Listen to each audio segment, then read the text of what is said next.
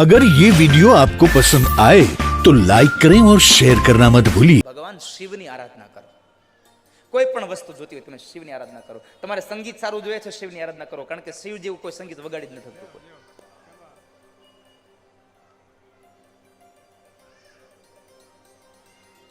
કારણ કે એક પંક્તિ છે, સુર इंसान बना देता है, सुर शिव जी से मिला देता है. સુર ભગવાનની તરફ આપણને ભેટો કરાવી દે. સંગીત શીખવું હોય તો તમે શિવની ઉપાસના કરો. તમારે વિદ્યા જોતી હોય તો પરમાત્મા શિવની ઉપાસના કરો. ભાગવતજીમાં એમ કીધું છે કે તમારે જો વિદ્યા જોતી હોય ને તો તમે ઉપાસના કરો શિવની. તમારું દાંપત્ય જીવન સારું જવા દેવું હોય તો તમે પાર્વતીની ઉપાસના કરો. તમે શિવની ઉપાસના કરો, તમે પાર્વતીની ઉપાસના કરો. તમારે શું જોઈએ છે?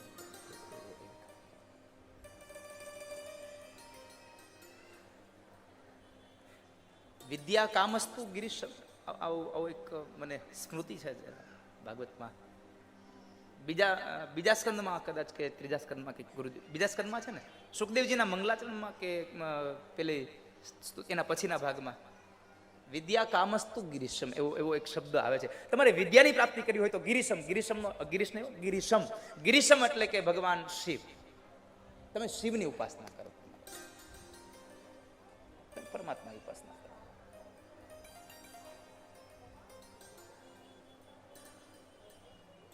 તમારી ઐશ્વર્ય જોઈએ છે તો પરમાત્માની શિવની ઉપાસના કરો, કારણ કે બધું ઐશ્વર્ય એની પાસે છે અને એ આપવા વાળો છે. એટલે અમુક આપે નહીં, અમુક તો રાખી મૂકે, આમ પકડી રાખે નહીં.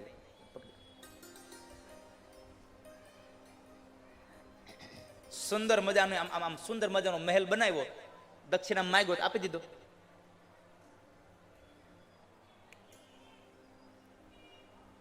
परमात्मा को चाहो लेकिन परमात्मा से कुछ न चाहो साहब. तुम हरि को चाहो, हरि से कुछ न चाहो. પરમાત્મા પાસે માગવું હોય ને એટલું જ માગજો બાપ. મારી જિંદગીમાં મારી લાયકાત પ્રમાણે તારે મને જે આપવું હોય નહીં આપજો બસ. કારણ કે લાયકાત વગરનું મળી જાય ને તોય અઘરું છે. એક ચોપડી ભણ્યો ન હોય અને એના હાથમાં તમે 5,000 રૂપિયાની પેન લઈ આવીને આપો તો શું કામ નહીં? એ જોયા કરે. આમાં મારી જેવાને હાર્મોનિયમ આવડે નહીં, તમે મને હાર્મોનિયમ આપી દો, કામનું હું? આપણી લાયકાત વાળી વસ્તુ આપણા હાથમાં આવે ને તો એનો સદુપયોગ થાય. બાકી લાયકાત વગરની આ વસ્તુ હાથમાં આવી તો સમજો એનો દુરુપયોગ થશે, અને એ દુરુપયોગ થવાથી તમને અને આપણી આજુબાજુના બધા જ વ્યક્તિઓને એ દુઃખ પેદા કરશે. તમારી લાયકાત નહીં હોય તો એ દુઃખ આપશે જ, સંશય નથી. ગાડી આવડતી ને ગાડી આપી જતી, કોકને ઠોકે, તમને દુઃખ થાય, જેલમાં જવાનું, અને ઓલાનો પગ ભાંગે, બધાને દુઃખ થાય.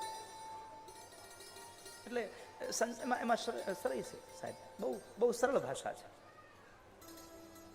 પરમાત્માની તમે ઉપાસના કરો, હરિની ઉપાસના કરો, એને નિખારો સાહેબ, એને જુઓ, એને માણો, એનો આનંદ લ્યો. તમે પરમાત્માના મંદિરમાં, મેં હમણાં સત્સંગના પ્રારંભમાં કહ્યું તમને કે તમે પરમાત્માના મંદિરમાંથી આવ્યા છો, પણ હવે અહીંયા આવીને પણ તમે જો આંખો બંધ કરો તો પરમાત્મા તમને દેખાય. અહીંયા એના એ જ ગાડા દેખાય, એનો એ જ તમને પેલી ગરુડ ઘંટ દેખાય, એનું એ જ ધૂપિયું આમ ફરતું દેખાય, એની પ્રજ્વલિત એ અગ્નિઓ દેખાય.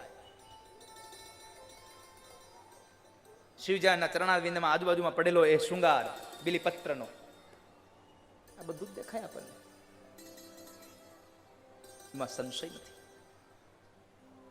એની પ્રાર્થના કરો, એની ઉપાસના કરો, એને નિહાળો સાહેબ, એને આંખો બંધ કરીને એનો અનુભવ કરો, એનો આનંદ લ્યો, તમારા હૃદયમાં એને સ્થાપિત કરો.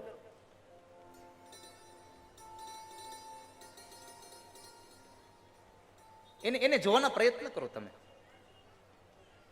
ક્યારેક તો ભગવાન શિવને આ સોમનાથ મહાદેવને એના આ જે એના સેવકો છે, જેને અંદર ભગવાને જેને અંદર આવવાની અનુમતિ આપી છે, જેને સિલેક્ટ કર્યા છે ભગવાને પોતે. હા, આ સોમપુરા બ્રાહ્મણને તો સ્વયં શિવજીએ જ આમ સિલેક્ટ કર્યા છે કે તમે આવજો, બીજું કોઈ નહીં. તમે આવજો મારી પાસે, તમે અંદર આવો. એવા જે શિવજી છે એને જે શૃંગાર કરે છે, એ શૃંગાર કરનારને એને કેટલો આનંદ ચડતો હશે, કેટલો આનંદ વ્યાપે. શિવજીની પૂજાથી માણસ સર્વ સુખોને પામે છે, તમામ સુખોને પામે છે શિવજીની પૂજા કરવાથી. એનો આનંદ કરો, એને માણો સાહેબ, એને શૃંગાર કરો. તમે ભગવાનને ઘરે ઠાકોરજીને શૃંગાર કરો, શિવજીને શૃંગાર કરો, કોઈ પણ ભગવાનને માનતા હોય એને શૃંગાર કરો. તો કેટલો આનંદ તમને આપે. તમે ભગવાનને તમે શૃંગારશો ને, હું હંમેશના માટે કહેતો રહ્યો છું, ફરી વાર ભગવાન સોમનાથ મહાદેવના સાનિધ્યમાંથી મારી આ વાણીમાં કહીશ કે તમે ઠાકોરજીને શૃંગાર કરો, હું ભરોસા સાથે કહું તમારી આખી જિંદગીને શણગારી દેશે સાહેબી. તમે ઠાકોરજીને શૃંગાર કરો, એને એને એને તમે શણગારો. તમે જેટલો શણગારશો ને એના કરતાં વિશેષ તમારી જિંદગીને એ શણગારી દેશે.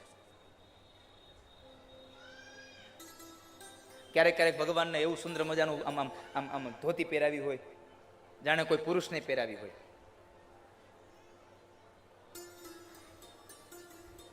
ધન્ય છે સાહેબ કે જેને જેને શૃંગાર કરવાનો અવસર પ્રાપ્ત થયો છે.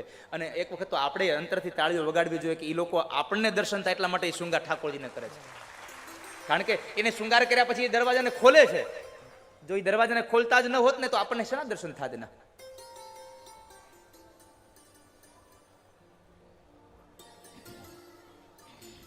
એના એના એના દર્શન થાય છે અને એને શૃંગાર કરે છે. અને એને શૃંગાર એટલા માટે મને ગમે છે. મેં હમણાં કહ્યું ને, આમ ચારે બાજુ આપણી બધી બાજુ તમે જુઓ, કોઈકનું કોઈક બેઠું છે. આ બાજુ ત્રિવેણી સંગમ, આ બાજુ પ્રભાસ ક્ષેત્ર, આ બાજુ વળી ભગવાન સોમનાથ, સામે પેલો દરિયો ઘૂઘવે, બધું જ સાહેબ.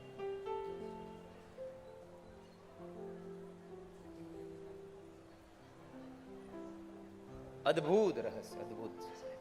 પરમાત્માને તમે તમે તમારી જિંદગીમાં તમે એને અનુભવ કરો. આમાં હું એક પ્રશ્ન કરું, તમને કેટલા લોકોને પરમાત્માનો અનુભવ થયો? જરા હાથ ઊંચો કરશો. કેટલા લોકોનો અનુભવ થયો છે? તમારું કામ ભગવાને પૂરું કર્યું હોય એવો અનુભવ ખરો? હા કે ના? સુઈ ગયા છો? આજે મને લાગે તમને લોકોને મજા નથી આવતી લાગતી. નિંદ્રા આવે છે તો બંધ કરી દઈએ. આપણે અહીંયા કઈ ઓલું છે નહીં કઈ કે ભાઈ ટાઈમ એટલે ટાઈમ, આમ બંધ કરી દેવાનું. જ્યારે એમ લાગે કે હવે થાકી ગયા તો બંધ. હજી એક વાર પ્રશ્ન કરું, તમને કેટલા લોકોને એવું લાગે છે કે પરમાત્માએ તમારું કામ પૂરું કર્યું છે? 25% લોકોનો હાથ ઊંચો થયો. તો 25% લોકોનું કોઈ કામ હતું જ નહીં જિંદગીમાં. તમારે કોઈ કામ કોઈ તમે ભગવાન પાસે માંગ્યું જ નથી કે મારા છોકરાને 10મા ધોરણમાં પાસ કરી દેજો, મારા છોકરાને સારી છોકરી મળી જાય એટલે એવી એક છોકરી આપજો, લગ્ન થઈ જાય. માંગ્યું જ નથી કોઈ દિવસ. મારા ઘરવાળાનો ધંધો સારો હાલે. સૌથી વધારે માગણી કરવામાં હોય તો બેનો.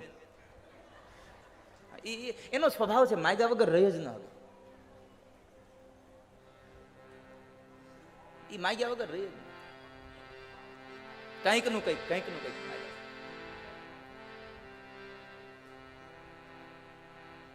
અને ભગવાન એવો બેઠો છે, બધું દીધા કરે હોતે પાછો. તમને ભગવાન બધાએ તમારું કામ પૂરું કર્યું છે ને એનું એક નાનું એક વાત તમને બતાવું. પણ આપણી બુદ્ધિ ન્યાસ સુધી જ ઊભી રહી છે કે ભગવાન હોય 4 હાથ વાળો હોય. ભગવાન હોય એ 4 હાથ વાળો હોય. 4 હાથ વાળો તો કોઈ દી કામ કરવા આવ્યો નથી, તો ભગવાન ક્યાંથી કરવો? મેં હંમેશના માટે કહ્યું છે કે તમારા દુઃખના સમયમાં કે સુખના સમયમાં તમારી બાજુમાં આવીને ઉભો રહીને એ આપણા માટે ભગવાન છે, એ વાત નક્કી છે સાહેબ.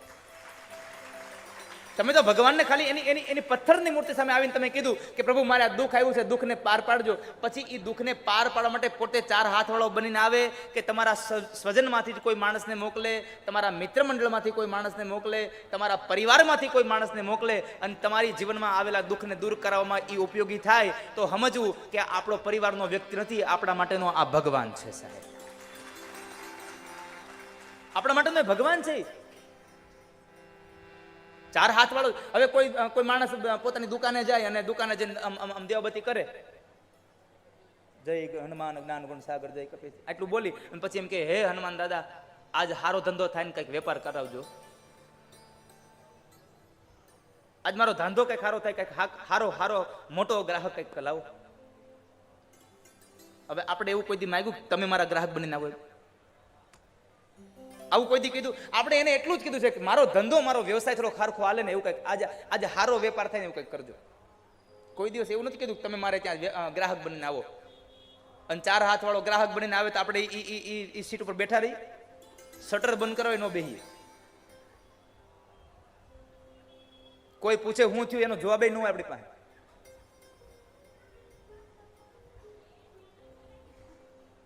તમે કલ્પના કરો ખાલી કે આ ભગવાને બે હાથ આપ્યા છે, એમાં એકાદો હાથ વધારે હજી આપ્યો હોય તો એ માણસ આપણી સામે આવ્યો હોય રાતે, આપણે ઉભા રહી?